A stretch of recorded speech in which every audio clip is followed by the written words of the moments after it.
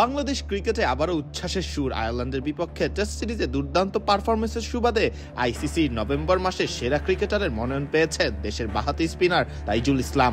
ঘরের মাঠে 2 ম্যাচের সিরিজে সর্বোচ্চ 13 উইকেট শিকার করে নিজেকে আবারও দেশের নির্ভরযোগ্য ম্যাচ উইনার হিসেবে প্রতিষ্ঠিত করেছেন তিনি। আইসিসির প্রকাশিত বিবৃতিতে তাইজুলের ধারাবাহিকতা ও ম্যাচ জয় ভূমিকার বিশেষ প্রশংসা করা হয়েছে। আয়ারল্যান্ডের বিপক্ষে সিরিজে তিনি সাকিব আল হাসানকে পেছনে ফেলে বাংলাদেশের হয়ে টেস্ট সংস্করণে সর্বোচ্চ উইকেট শিকারী ছিলেন। ক্যারিয়ারে 57 টেস্টে তার শিকার এখন 250 উইকেট, যা দেশের স্পিন আক্রমণে তার মূল্য কতটা তা স্পষ্ট করে।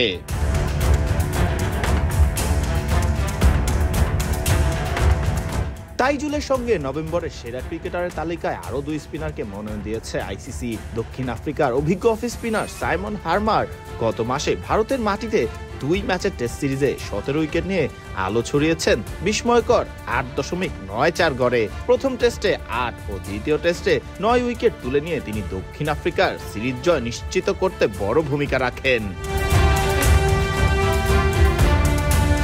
এই তালিকার তৃতীয় স্পিনার পাকিস্তানের মোহাম্মদ নেওয়াজ ঘরের মাঠে অনুষ্ঠিত ত্রিদেশীয় টি-20 সিরিজে সর্বোচ্চ 10 উইকেট নিয়ে পাকিস্তানের শিরোপা জয়ে তিনি ছিলেন দলের অন্যতম ভরসা। ফাইনালে শ্রীলঙ্কার বিপক্ষে মাত্র 17 রানে 3 উইকেট শিকার করে গুরুত্বপূর্ণ অবদান রাখেন এই অলরাউন্ডার।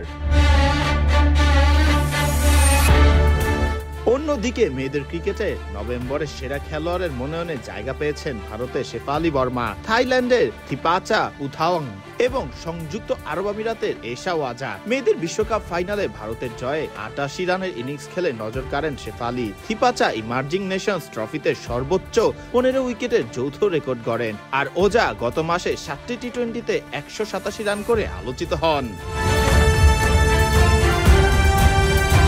বাংলাদেশের ক্রিকেটারদের মধ্যে এর আগে সাকিব আল হাসান, মুশফিকুর রহিম ও মেহেদী হাসান মিরাজ আইসিসি মাস সেরা পুরস্কার জিতেছেন। তাইজুলের মনোনয়ন সেই তালিকায় নতুন আরেকটি সম্ভাবনার আলো জ্বালালো। ফরদিন রহমান সকাল, ক্রিক টাইম।